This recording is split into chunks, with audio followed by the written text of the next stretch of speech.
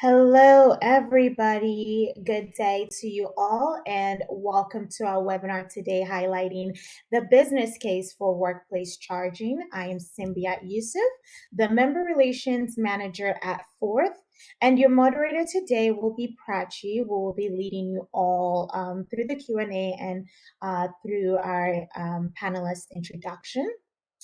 But before I pass it along to Prachi, I have a few announcements and updates from the Forth team. Attendees, we ask that you please be sure to submit all your questions through the attendee chat. The webinar slides as well as the recording will be shared with you all after the webinar in our webinar recap, and we will also be including some additional resources from our panelists today. And an introduction to Forth, as we always start with. Forth is a nonprofit trade association on a mission to accelerate the use of smart transportation through our work in four focus areas, which are industry developments, policy advocacy, demonstration projects, as well as consumer engagement. We are working in these four main areas to advance the use of smart and equitable transportation for all. If you have any question about Forth, our programs, the work we do, you can find those information on our website at forthmobility.org. And our work would not be possible without the support of our members and sponsors. We would like to take the opportunity to thank our sponsor today, Idaho Power, for supporting the Workplace Charging webinar and helping us highlight this topic today. So we want to say a huge thank you to them. We are less than 24 hours away from the E-Mobility, Diversity, Equity, and Inclusion Conference. If you haven't registered, make sure you're registered to join in the conversation starting tomorrow, and that will be on November 17th and 18th. So 2 days of great facilitated conversations about integrating diversity, equity, and inclusion into the topics of smart transportation. And we have extended the deadline for the roadmap call for proposals. If you thought you missed the deadline last Friday, you're in luck. The new deadline for the roadmap conference is November 22nd. So you have a little bit more time to submit any abstracts, case studies, any panel descriptions, or any breakout sessions. We also have the sponsorship overview. So if you're looking for more visibility during the conference, please feel free to go on the website roadmapforth.org or contact Ashley Duplanty, our senior marketing manager. And you can find all of that information on the website. We will also be including that in the webinar recap. And we are hiring. The Forth team is expanding. If you would like to join the Forth team, we have 2 positions currently available: a policy associate working with the Towards Equitable Electric Mobility team, and we also have another opportunity available for a senior manager focusing on charging. The application for those are due November 23rd. More information will be provided in the webinar recap, and you can find more information on the Forth website as well. And with that, I'm going to pass it along to our moderator today, Prachi. Good morning and good afternoon, friends. Welcome to this webinar. So here we are gathered here today to talk about electrification as well as workplaces. Why electrification? Transport electrification is certainly the hot topic of the day. A company like Rivian, if you saw the news yesterday, is today valued at more than the valuation of a company that's over 100 years older than it, Volkswagen. And Rivian is an electric car company that has made about 400 electric cars, but already incredibly valuable. Almost every day in the news, or if you go to any conference as well, transportation conference, you are going to see EVs, EVs, EVs. Every automaker is churning out EVs. By 2030, we should see 200 new models of EVs coming out into the market. So the question really comes to you and your workplaces. what does this push towards electrification? Even in the infrastructure bill, there's a huge component focused on EV infrastructure and charging infrastructure, particularly, as well as EV incentives. So what does all this push towards electrification mean for your workplace, your employees, how they're commuting, and what are their needs at the workplace? How do the facilities and the facilities management need to change and update to meet these needs? So here to talk about it further are two people who are doing amazing and incredible work in this field. The first one is Kelly. Kelly is a senior program manager at Forth. She's worked with government agencies, utilities, community-based organizations, and she's heading a program at Forth called the Electric Vehicle Adoption Leadership Program, as well as a rural car sharing program as well. Along with Kelly, we'll have Britton presenting. Britton is based out of Utah. He leads and is the director of operations for Leaders for Clean Air. Leaders for Clean Air has supported over 400 workplaces and installed thousands of charging stations at these workplaces. So to share a bit more about their experiences, I welcome both of them here today to discuss workplace charging and what does the future herald for workplace charging. Before we get started with both of their presentations, though, we do have one icebreaker question. It's a quick question for both of the panelists, which is, what is your workplace charging etiquette tip?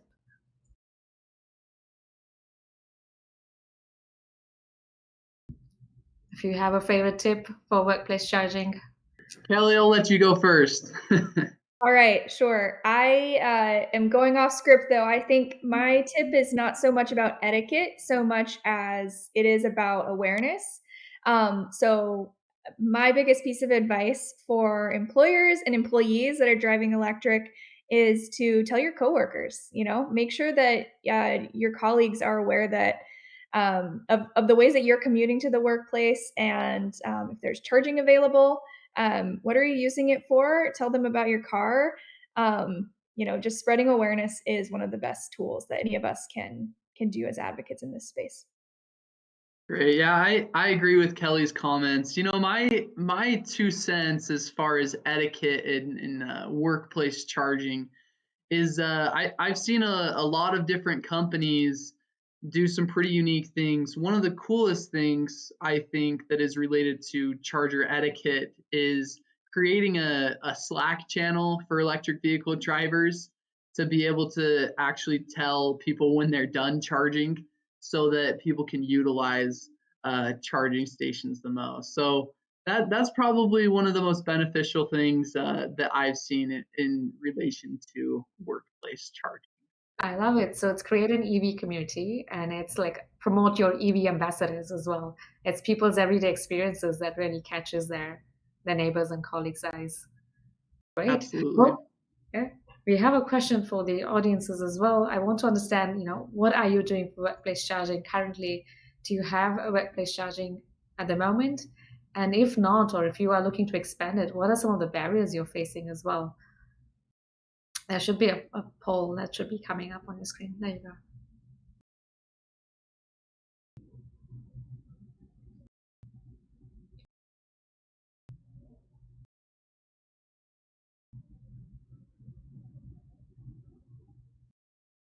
Wow. All right. So a lot of you are looking to build a workplace charging program. Seems 64% said no. Let's go to the next one.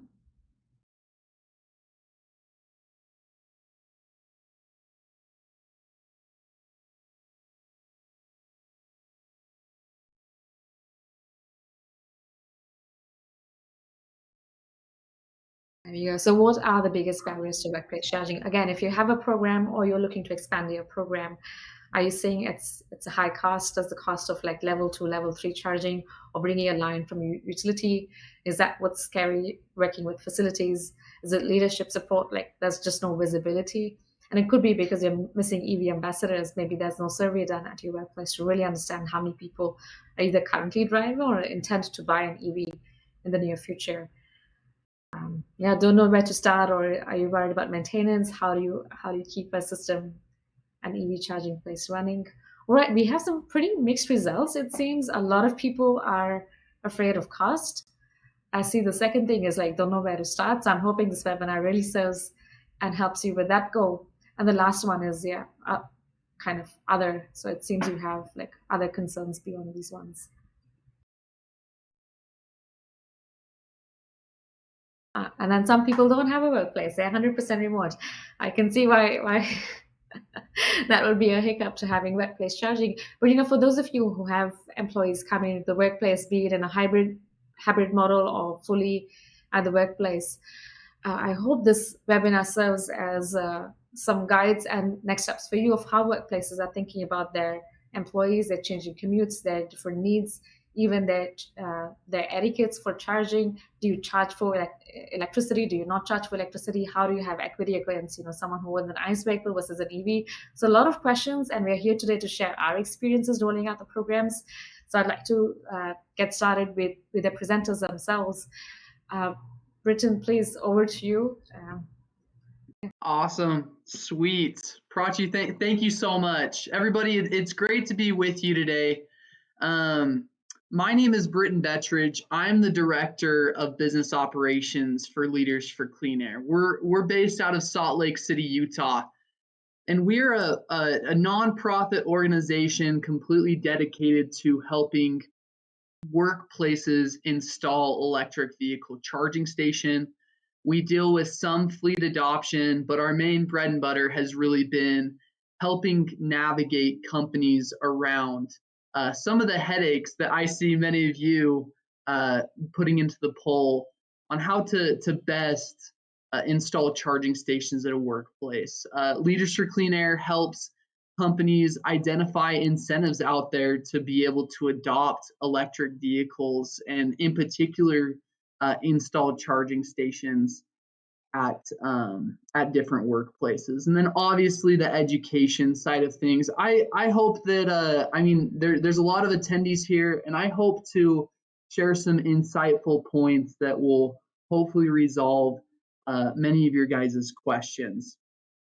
This was mentioned before, but obviously Leaders for Clean Air, we've been around since 2015. And you can see the demand in charging stations. And this isn't an ad for Leaders for Clean Air, but it just is the way that the market is going. And this is going to be more and more prominent as more electric vehicles come to market. I want to talk about best practices today at your workplace and what kind of charging stations you should consider installing at your workplace. And so, there's 3 different types of charging stations: a level 1, a level 2, and a level 3.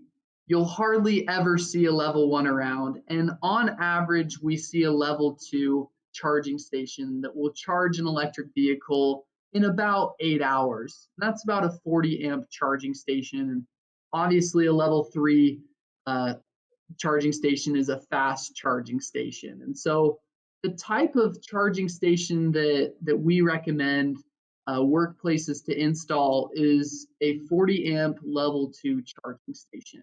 Now, I know that cost in the poll, it was asked what some concerns were, and number 1 was cost.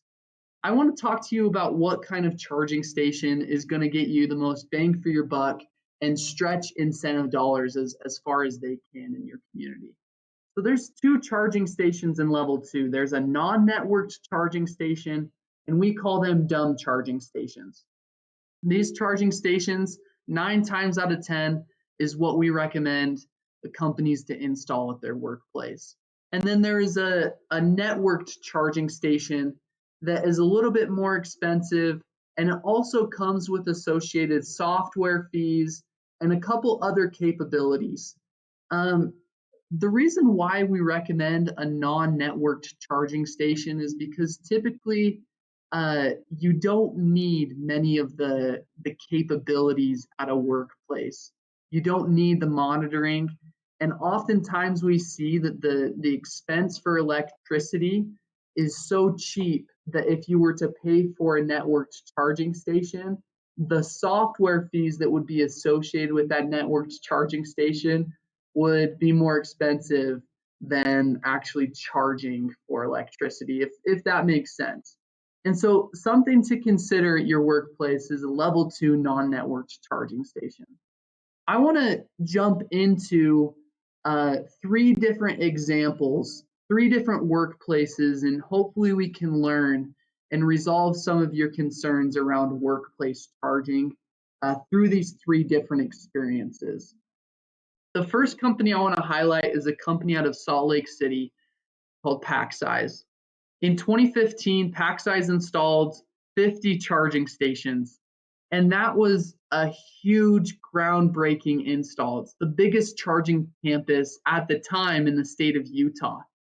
And we're seeing these more and more, but the concern was at the time when they were installing these charging stations was the fact that they did not have as many electric vehicle drivers. Now that electric vehicles or electric vehicle charging stations are installed at PackSize, from the different data that we've gathered and the surveys we've been able to have around PackSize, we see that employees are 6 times more likely to adopt an electric vehicle when their next buying window opens, because it is so much more convenient for them to drive an electric vehicle. And so I know a lot of you might not have a lot of electric vehicle drivers at your company currently, but the old adage of if you build it, they will come rings true in installing electric vehicle charging stations. And you can see that in PackSize. One other point I wanted to highlight was the type of charging stations PackSize decided to install. They went with a networked charging station option and then a non-network. They kind of split it half and half. And they actually ended up canceling the subscription to their networked charging station because they found that they just didn't need a lot of the software behind things. And so that's something to keep in mind, as well as another note that I want to highlight PackSize in regards to companies that might not have a lot of electric vehicle drivers. PackSize did something really cool, and they actually purchased an electric vehicle to allow for their employees to drive around. They could take it on the weekends or on weeknights and reserve it and experience driving an electric vehicle. It's a very cool incentive that PackSize has, and it enabled their employees to experience driving an electric vehicle, and it opened up it was kind of the gateway to adopting an electric vehicle. And so a lot of things to consider there when you take into account PackSize and how that might be applicable to your workplace. A company that's pretty well known is Petzl. They're out of West Valley, Utah, and they were an early EV adopter as well. But the first time around, they only installed the amount of charging stations that they needed at the time, and they were not forward thinking, kind of like PackSize was. And so we found that, number one, we had to go back and install more charging stations. And number two, they actually chose charging stations that were not well known and didn't have too strong of a warranty on them. And so what we had to do was we not only on this second install did we install enough charging stations for the next couple of years, but we also helped them realize that the electrician could run simple conduit around to where they can just place a charging station on top of that conduit once they do have and have a demand for more charging stations to lessen install costs. One thing I want, and this picture is kind of small here, but one thing that I want you to pay attention is the fact where they installed their charging stations at. They didn't trench through the parking lot, but they placed them right on the edge of the sidewalk, which saved them thousands of dollars of install costs. Truly choosing an experienced electrician and being aware of these simple, small things that might seem straightforward right now, it saves thousands of dollars. And I know that cost is a huge thing in regards to electric vehicle charging stations. The last example that I wanted to bring up is a company just outside Zion's National Park here in Utah. It's Harvest House. They're a small bed and breakfast, and they found that they were losing business due to the fact that other hotels, places of business had charging stations, and they were extremely uneducated on what kind of charging stations and how charging stations are even located. And so we helped them realize what PlugShare was, how they're able to be identified. And one thing that I really liked that Harvest House did is that they catered to different electric vehicles. So typically a universal port does the job, and most cars come with an adapter off the universal port. But they did a couple Tesla chargers, a couple universal charging stations, and to lessen the install costs that would have been thousands of dollars, they just decided to do a simple wall mount that only cost them a couple $100s.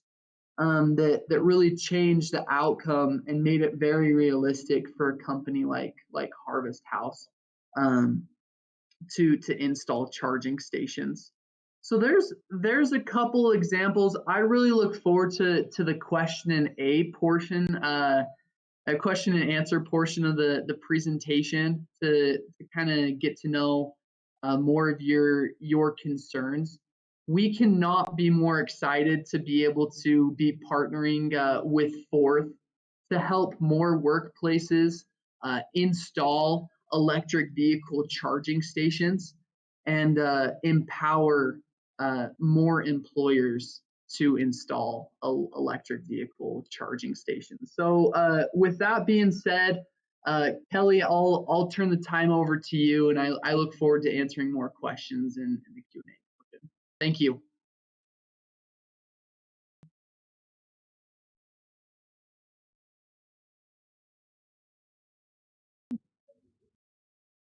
Thanks, Britton. Hi, everyone. Yeah, and just a reminder to please continue to submit any questions you have for the panelists in the attendee chat. So yeah, I will get started with my presentation. Hi, everyone. My name is Kelly Yearick, Senior Program Manager here at Forth. I'm really glad to be here today to discuss this topic, and definitely happy to have followed Britton's presentation. He gave some really great examples of learnings from workplaces there in Utah. So that's a really great primer for my remarks. I'm going to cover some reasons why employers should be prioritizing installing workplace charging for their employees, including some of the benefits to them for doing so. And then Prachi had mentioned this a little bit earlier, but I'm going to introduce Forth's workplace charging certification program called EVAL and share a few learnings from piloting the program earlier this year in Oregon. All right, so to start, I want to highlight something that Prachi also alluded to in her opening remarks, but that is the environmental opportunity that employers can play a role in supporting by encouraging employees to adopt cleaner modes of transportation to the workplace. So transportation in the United States, at least, remains the largest source of carbon dioxide emissions and is the only sector where we're actually seeing rising emissions. That's pretty alarming, of course, for many of us in this industry to grapple with. But to address this, a quick transition to electric transportation of both employees as well as fleets at the workplace is a key strategy. I also want to highlight the importance of increasing the adoption of other sustainable modes of transportation, such as biking, walking, public transportation, and carpooling, to name a few. And while Forth's work and really the nature of this conversation today is focused on electrification, we do work with a lot of partners from across the industry to accelerate the adoption of clean and sustainable transportation modes more broadly.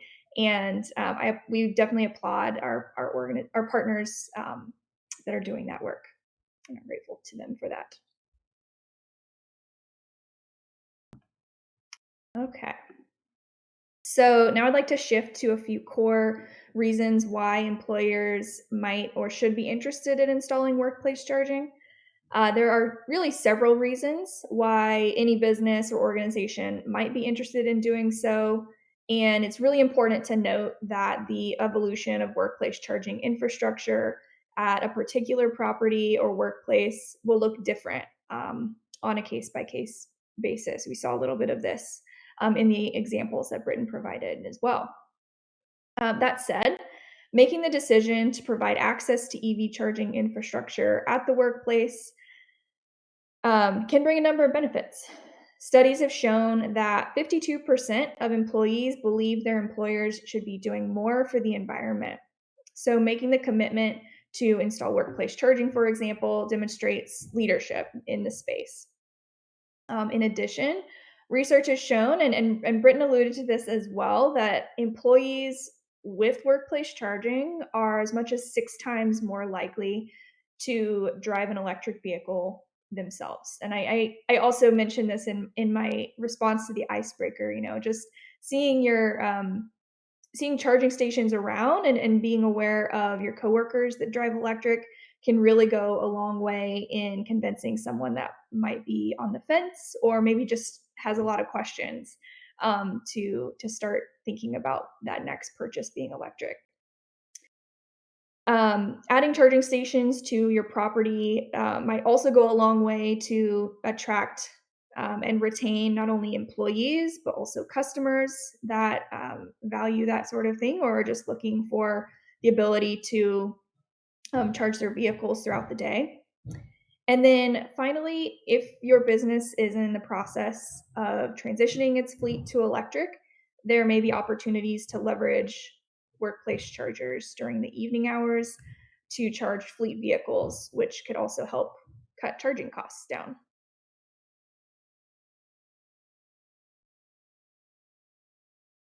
All right. So commitments to electric transportation are one way to show employees that you have a strong social and environmental practices at the core of what you do.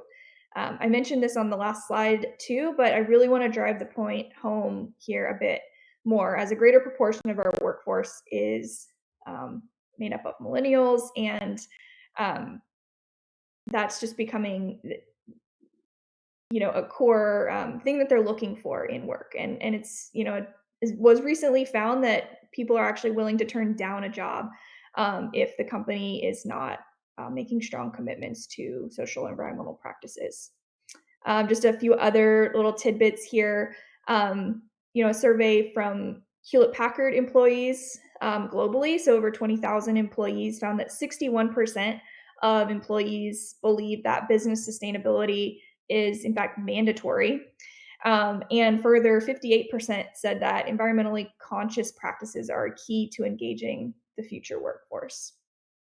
It's also been found and reported by McKinsey that positive social impact correlates with higher job satisfaction. So there are a lot of benefits to be had from the employer's perspective by doing things such as installing workplace charging. Okay, so aside from the employer benefits, workplace charging is immensely valuable to employees, especially those without access to charging at home. 30% of current EV drivers don't have access to home charging, and as we continue to see adoption increase of electric vehicles, a larger proportion of EV drivers will live in multifamily properties and likely will face charging gaps at home. In addition, adding EV charging to older homes, such as those with limited electrical capacity, can be cost prohibitive for some. So, having an option to charge outside of the home is certainly going to be a key theme as we move forward in terms of adoption. Workplaces are the second most likely place for EV owners to charge their vehicles. And then I also do just want to highlight the added value for plug-in hybrid vehicle owners because many plug-in hybrid electric cars have limited all-electric ranges of maybe 20 to 50 miles. So being able to recharge after commuting to the workplace allows those drivers to maximize the electric miles traveled that they're achieving. All right, so one more slide I'd like to share before shifting gears a bit is just one that shows the gaps that exist in charging infrastructure. So this is looking at some of the major metropolitan areas in the United States and charging infrastructure that will be needed to support EV adoption by 2025. The study found that infrastructure gaps exist across the board, but further that most metropolitan areas have less than 16% of the workplace charging infrastructure that will be needed. So we have a long way to go to meet the needs of both current and future EV drivers. All right. So next, I want to talk a bit about a program that's been in the works at Forth for a number of years now, but we recently launched it in 2021. It's called EVAL, which stands for Electric Vehicle Adoption Leadership. And EVAL provides a roadmap, resources, and recognition for organizations as they support the adoption of sustainable modes of transportation at the workplace. Our goal is to increase the adoption of clean and sustainable transportation modes through increased awareness, adoption, and access. It features a self-certification program that helps employers assess their current programming and clean commuting and workplace charging, and plugs them in with resources and technical assistance to better understand the opportunities for growth, given whatever their starting point might be. So there are 8 sections within the certification itself, and they're intended to span a variety of actions a business might take to support EV driving employees, from installing workplace charging to working with their local utility in support of load management efforts, to providing adequate bike and e-bike parking. There are 4 levels of certification from bronze to platinum, and the certification covers a broad set of criteria that are adapted to local and regional needs, relevant for organizations with new or existing leased or owned parking spaces, and for those that may own fleet vehicles as well. It's not intended to be prescriptive, but rather to enable workplaces to find multiple ways to support employees to adopt, purchase, lease, or share and travel in more sustainable modes. Forth developed this question set following a thorough review of other building and workplace standards that had already been developed, such as the LEED certification that I'm sure all of you are familiar with. And then we also worked with over 35 industry experts to really fine-tune the details that have brought us to the certification as it is today. Oh, that slide looks a little bit wonky, and my apologies.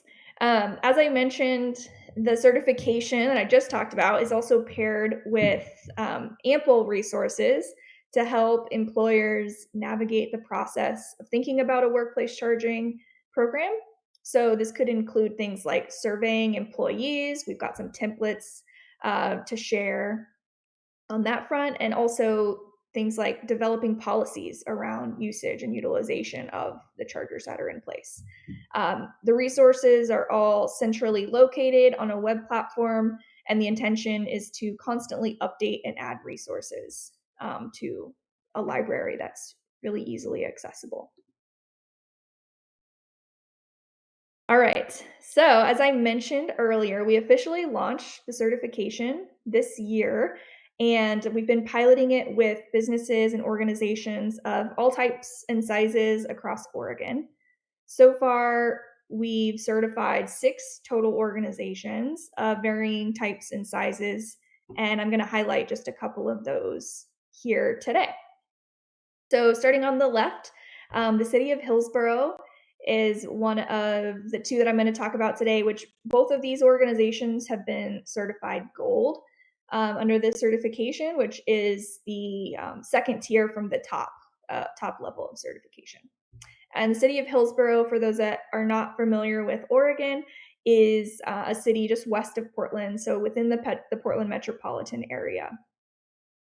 So just a few of the things to highlight that we wanted to celebrate from the city is that they have committed to go fossil fuel free in terms of their fleet by 2030.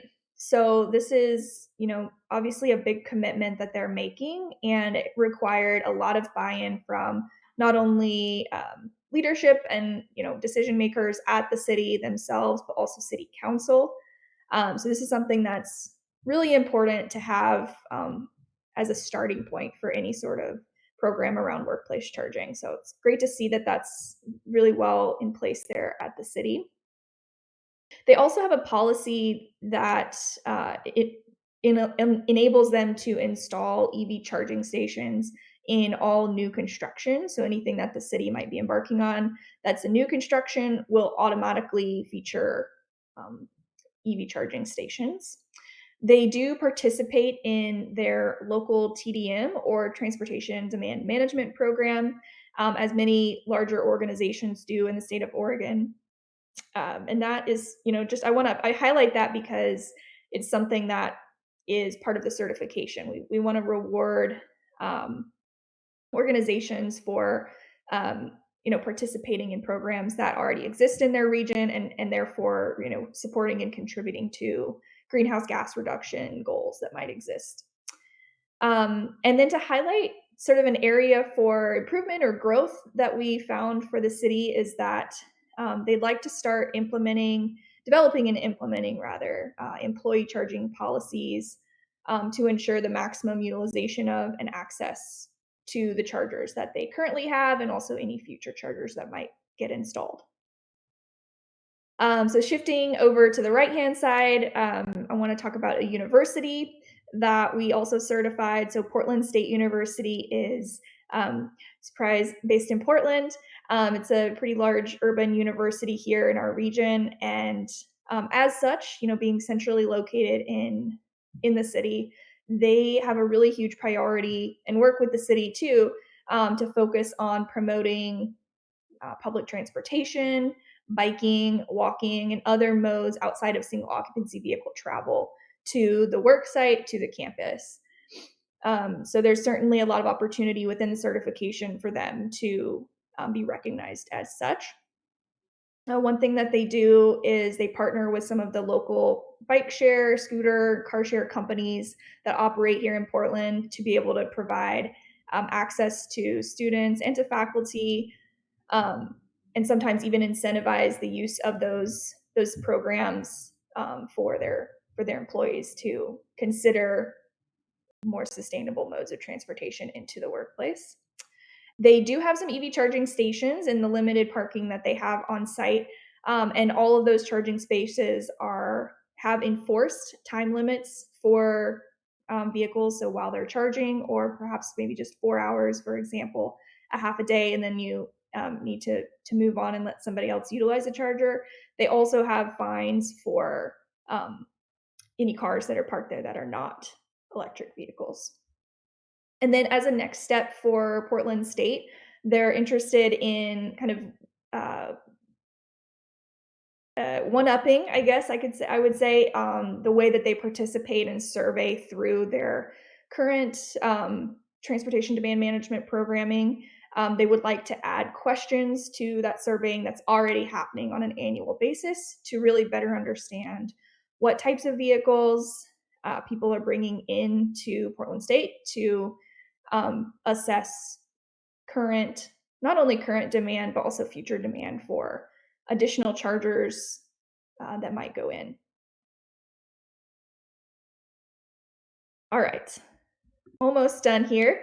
So I want to highlight a few learnings of the pilot. So like I mentioned, we started piloting it earlier this year, but we've already learned a lot of valuable things from our partners and just the process internally of rolling it out. First and foremost, not all organizations are created equal.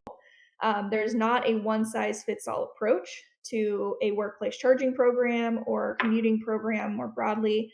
Probably doesn't come as a surprise, but we've also tried to design and create the certification to support organizations of all types and sizes, and to really provide support and resources for organizations, regardless of sort of where they are on their journey in a workplace charging program, but then also just acknowledging the circumstances in which they exist, geographically, etc.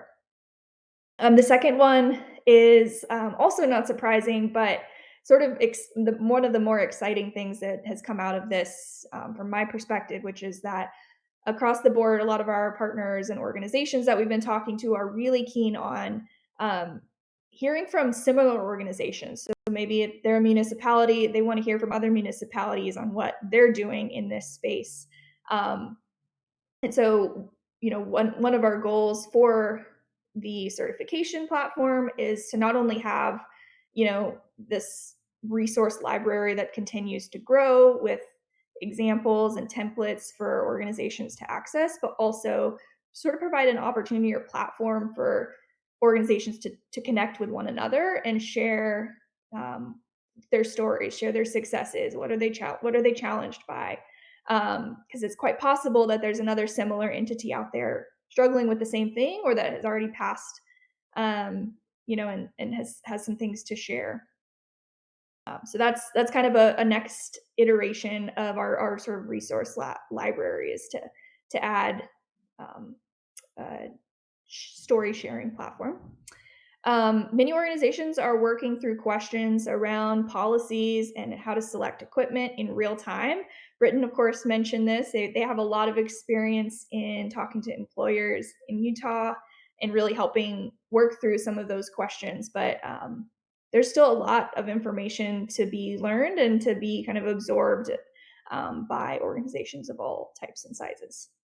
And then finally, I do just want to mention that designing programs with equitable outcomes in mind is challenging, but definitely doable. One of the other organizations we worked with is a nonprofit here in Oregon called the Oregon Food Bank.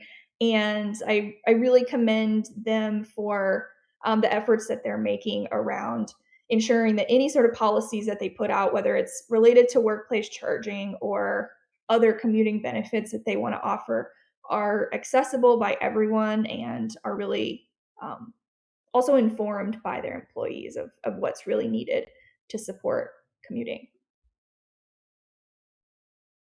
Okay, quickly wrapping up here, I just want to share a quick update that is a really exciting one. So the U.S. Department of Energy a couple of weeks ago released its award notifications for its latest funding opportunity. And they have, in fact, tripled their original investment that they had committed toward workplace charging to not only put not $4 million, but $12 million into accelerating the adoption of workplace charging programs. And Forth is one of the organizations that was selected to do that. And so we're definitely looking forward to working with partners from all over the country and especially regional partners such as Leaders for Clean Air to help to scale this work nationwide. And we'll be kind of bringing the certification piece along with that. So if you're interested in learning more about that, please feel free to contact me. You'll have my contact information following the webinar. It's also on this slide here. But with that, I'm going to wrap up and we can move into Q&A. I'll turn it over to Prachi. Fantastic. Thank you, Kelly, for sharing, what is the EVAL program? How does it help employers? How you're working with employers already? And then those who are doing great work, how you're certifying them. And Britton, thanks again for sharing this really hands-on experience, right? We have one poll question, and then I see all the fun questions in the chat. But let's get started with that poll question. So for those of you who want to either hear from Bridget and connect with him or Kelly or both, just please let us know if you'd like to set up a session to chat with either. And they'll reach out to you. Perfect. Awesome, great. So the first question I want to get started with is charging for charging. There were a lot of questions in the chat about how do you set policies for employees? What if you're in a business park and you have employees from other organizations also using the same sort of shared infrastructure? Or how do you again create equitable solution? So what is the policies that you're seeing with the workplaces you're working with, and what is the best practice you've seen here as well? Yeah, I saw many of those same exact questions just going through the chat. You know what? As far as sharing a parking lot, we run into that a lot. A simple solution that we see is some non-networked charging stations comes with a simple key that turns the station on and off on the side. And so, you can reprint the key, and only those in your company can have that key. That's a pretty straightforward solution. If you're worried about others not in your company hooking up to your company's charging stations. Another one that I also see in regards to non-networked charging stations is there's most times the ability to add a building access card to that non-networked charging station. And so typically you need a building access card to get into your offices. And that same exact card can be compatible. It does add a little bit more of an expense, but definitely I see that more often than not when it comes to those situations. Extremely convenient, and it's only a one-time cheaper cost. So I hope that answers the question, Prachi. Right. Kelly, what are your thoughts? And maybe from Portland State University's example as well, how do universities tackle this, managing for their staff, for their employees, for students? Yeah, sure. It's definitely a question that is a case by case basis in terms of what an organization might do. But I've seen some really creative solutions around using internal calendaring or Google Calendar, for example, for the chargers themselves. This of course works at smaller organizations with more limited numbers of charging. But then, at sort of a university or some of the larger organizations that might have parking management services that, I don't want to use the word patrol, but that, kind of maintain security around the parking facilities. Those entities can help to communicate with employees, or in some cases, we're even seeing sort of a valet system set up where either parking valets or what have other employees can help to move charging cables around to allow better utilization without actually requiring folks to come out of the workplace during the day and make that switch at lunchtime or what have you. Fantastic. Yeah, I did see a comment of like lunchtime switching. Another question that's popped up, beyond like should you charge for charging, is what if you don't own your workplace? What if you don't own the building or the infrastructure at your workplace? Then how do you work with the landlord of the building, or maybe a separate landlord of the parking space itself, and negotiate the right agreement so that you have access to put in charges, or the landlord puts in charges? What have you seen, again, for organizations that don't own the building that they're in? Kelly, would you like me to answer that, or do you want to take a crack at it first? Sure, I can do a second pass, but go for it, Britton. Cool. So one thing that I see is one thing that will incentivize landlords to install these charging stations is the education on the incentives that are out there.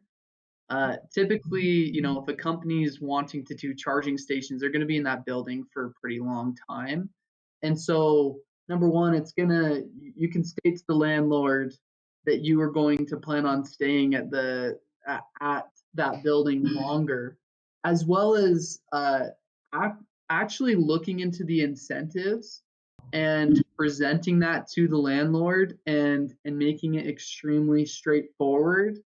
Definitely opens up the eyes, because typically landlords are looking at bottom line as far as costs go. And that's exactly why incentives are available to install electric vehicle charging stations. And so, everyone's in different situations, just like what Kelly was saying. But definitely having a good education on what incentives are available if your landlord is having a hard time. So fantastic. I'll just pile on another question then. How much do you see current policies? Is it state by state? What does the infrastructure bill mean for organizations as well? How do you see these new sources of funding impacting what you just mentioned, Britton? Yeah, great question. I see that probably somewhere around 50% of the projects that we do probably wouldn't be possible if it wasn't for these funds to incentivize. So they have a huge impact because, a lot of times people just see, well, like we don't have that many electric vehicle drivers as is. But now when they see the commitment of all these car manufacturers to go electric, it's definitely pushing more and more people in that direction. And at some point, I mean, those incentives are going to go away. And that sooner or later, that landlord, your business, whatever, is going to have to pay for install of charging stations. So why not take advantage of those incentives that make a huge difference to, for lack of a better phrase, help those fence sitters to really install electric vehicle charging stations. Makes sense. If I can add to that, Prachi, as well, speaking about utilities specifically, one element of EVAL is to, ask employers and determine whether they're working with their utility, their electric utility, I should say, currently. And that's definitely a conversation we have pretty early on with any employer that we're talking to, because many utilities have incentives or programs available to help offset either the cost of the charging stations themselves or the installation. They also, many utilities are able to offer technical assistance, maybe some site assessments, to really just help employers out as a customer of the utility before they even go out to start talking to contractors that might ultimately complete the work. Fantastic. Yeah. No, go ahead, please. And I think these are all the ways, right, that tenants can go approach their landlords and say, well, these are the benefits. This is, from the federal or state perspective, these are the grants we can access. These are the incentives we have. And then these are the number of people we anticipate will be using EVs pretty soon. So really make the case then. Mm-hmm. Another question that I'm seeing is, this is also from Katrina. Katrina, you have great questions, is home charging. And I'm going to broaden your question a bit more. So you've asked about home charging, and my question for the panelists is, like, what is better for the employer? So I was just speaking to Genentech last week, and they said they do give some incentives, if I believe correctly, to the employees to charge at home, especially if they don't come to a set workplace. Great, then give them a budget if they have an EV to charge at home. Where do you see the balance between workplace charging and home charging? And Kelly, you already mentioned this before, not everybody is going to have access to home charging. A lot of new EV users, they're not like your old Tesla owners in a single occupancy home. They're going to be someone in a multi-unit dwelling. So how do you also have parity? And then what is the balance between, again, workplace charging versus paying for home charging? Yeah, that's a really interesting model from Genentech to actually support the cost of charging at home. I have seen that for organizations that allow their employees to drive fleet vehicles home. So being able to recharge fleet vehicles at home and leveraging that charging opportunity. One thing that comes to mind for me that I want to mention is that, we've talked a little bit about providing free charging, and that's certainly something that some employers choose to do. Many are not going to make that choice for lots of reasons. And I would just encourage employers that are considering charging to charge to ensure that the cost of the electricity is on par with what someone might be charged at home. So, comparable to residential EV charging rates, or residential electricity rates, I should say. That's a way to really ensure that people that really need that charging at the workplace aren't having to pay a premium just because they don't have access to it at home. Right. So this gets back to the cost of the question of how much do you charge employees? Mm-hmm. Right. Britton, thoughts from you on the same? Yeah, I'm actually dealing with Kelly. I think your insights are great. I have seen this more often than I would expect with incentivizing employees to charge at home. And that comes with just simple like monitoring. Typically the car has a monitoring system, or like for instance, like a Tesla charging station has monitoring, as well as like a juice box, or different charging stations can monitor the amount of electricity that's being used, and that's just simply submitted for to the employer for a reimbursement. And it's a sweet perk. I mean, you think about all the perks that companies offer as is, and incentivizing people to drive electric. Not only is that going to save the gas money is no longer a concern, but it's just more attractive. The more people go sustainable, and companies share what their sustainable visions really are. I think it's pretty awesome. That's fantastic. And one of the parts of EVAL as well is, again, if you are a tenant that's living in a building that you don't own, it's a landlord that owns it. One of the things that EVAL does is incentivizes employers to seek for outside public charging. And again, give, employees like a $200 electrified charge point card, right? Or the other way, like you said, is like submit your usage and then get reimbursed for it.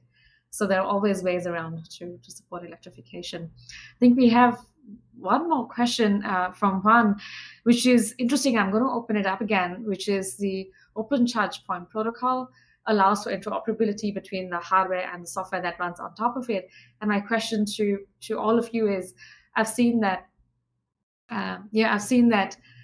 a lot of employers now they may have some old infrastructure that's 5 years ago. There's so many new charging companies in the market today.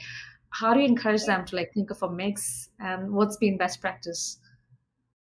So if you want to come, use a different software for existing hardware. There have been issues with doing that. So what have you? Yeah, no, for sure. The advice that I'd probably give people when they're choosing what infrastructure to go with is pay attention to the warranty and the certifications that hardware has. Your charger, your hardware should last for a solid 10 years. And with so many charging stations that offer these really cool capabilities that are all new coming to market, the technology is cool, but they haven't truly been proven in the market over a long period of time. So I would just encourage, when you're considering whatever charging station you go with, pay attention to the warranty, the certifications that it has,